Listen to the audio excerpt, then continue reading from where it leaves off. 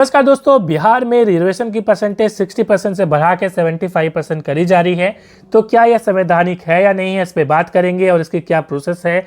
यदि संवैधानिक बनाना है तो क्या प्रोसेस है, उस पर बात करेंगे। और अभी तक की सुप्रीम कोर्ट की क्या डिसीजन रही है और राज्य सरकार, अभी तक किसी राज्य सरकार ने ऐसा प्रयास किया है या नहीं किया है, इस पे भी हम बात करने वाले हैं। तो सबसे पहले यदि हम वस्तु स्थिति की बात करें, अभी तक क्या चीज़ें हुई हैं, तो 7 नवंबर को बिहार कैबिनेट ने इसे पास कर दिया। इसके बाद 9 नवंबर को बिहार विधानमंडल में जो लेजिस्लेटिव असेंबली है उस पर जो है इसे रखा जाएगा। उसके बाद राज्यपाल के पास इसे भेजा जाएगा। और नीतीश कुमार जी ने यह कहा है कि पूरे देश में 75% की रिजर्वेशन जो है वो होनी चाहिए। इसमें आपकी क्या राय है, कमेंट में जरूर साझा करिएगा। उसके पहले हम बात करें तो अभी फिलहाल यदि आपने कंडीशन समझ ली कि क्या बिहार विधानमंडल में 9 नवंबर को रखा जाएगा और उसमें पास करने की कोशिश करी जाएगी, मगर सवाल ये उठता है क्या सुप्रीम कोर्ट के जो है डिसीजन इसके पहले क्या रहे हैं। तो 16 नवंबर 1992 को एक सुप्रीम कोर्ट में केस आया था। 9 जजों की एक बेंच ने एक फैसला सुनाया था जिसे हम कहते हैं Indira Sahni versus union of India.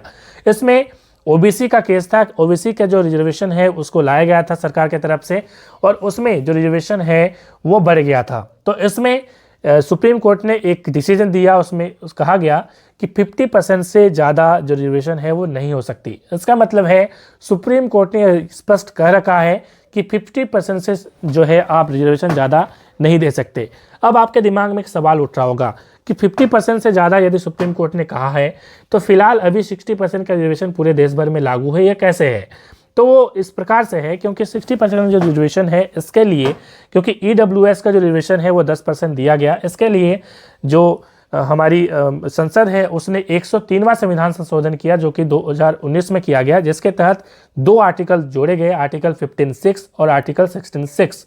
इसके बाद जो है ये वैलिड हो गया कॉन्स्टिट्यूशनली कि अब आप 60% का रिजर्वेशन दे सकते हैं। लेकिन आपके मन में दूसरा सवाल उठ रहा होगा कि कुछ ऐसे राज्य हैं जैसे तमिलनाडु की हम बात करें जहां पे 67% का रिजर्वेशन दिया जा रहा है, तो वो कैसे दिया जा रहा है। देखिए, जब इस प्रकार की रिजर्वेशन दी जाती है तो वहां पे संवैधानिक संशोधन करने पड़ते हैं। इसका मतलब है यदि बिहार में इस प्रकार की डिसीजन लिए जाने हैं तो एक तो बिहार विधानमंडल में इसे पास करना है, राज्यपाल इसे स्वीकृति देंगे। उसके बाद यदि संसद इसमें संशोधन करती है, कोई नया कानून बनाती है, कोई आर्टिकल जोड़ती है, तो इस प्रकार की रिजर्वेशन है वो बिहार राज्य में 75% का दिया जा सकता है। मगर हालांकि ये भी जरूर बोलना चाहूँगा कि जब 75% का रिजर्वेशन दिया जाएगा, चूँकि ये Indira Sahni versus union of India का उल्लंघन होगा, इसलिए मामला सुप्रीम कोर्ट में भी जाएगा। और चूंकि पिछली बार 9 जजों की बेंच ने इस फैसले को सुनाया था, तो इस बार 9 जजों की बेंच से ज़्यादा, मतलब कम से कम 11 जजों की बेंच जो है इसे जो है सुनाना पड़ेगा। क्योंकि आपको मालूम है कि जब कोई जज बैठते हैं तो जो जज की संख्या होती है वो ऑड नंबर में होती है। तो पिछली बार 9 थी, तो इस बार 11 जजों की बेंच जब ये फैसला सुनाएगी और उसमें क्या डिसीजन होगा वो देखने लायक होगा।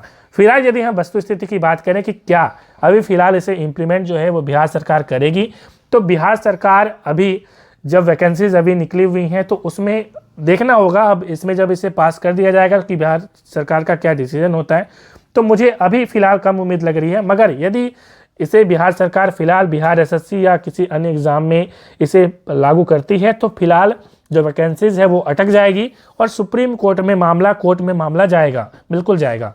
तो ये चीज़ें हैं। और यदि हम बात करें इस प्रकार की कोशिश क्या अन्य राज्य सरकारों ने की है, बिल्कुल झारखंड में, हमारे पड़ोसी राज्य झारखंड में ही ऐसा हो चुका है। और वहाँ पे सरकार ने कोशिश करी थी कि 75% का रिजर्वेशन लेके आए, लेकिन उसे हालांकि अभी तक इम्प्लीमेंट नहीं किया जा रहा है। तो इसमें आपकी क्या राय है उसको भी कमेंट में साझा करिएगा। मिलते हैं नेक्स्ट वीडियो में। Thanks for watching.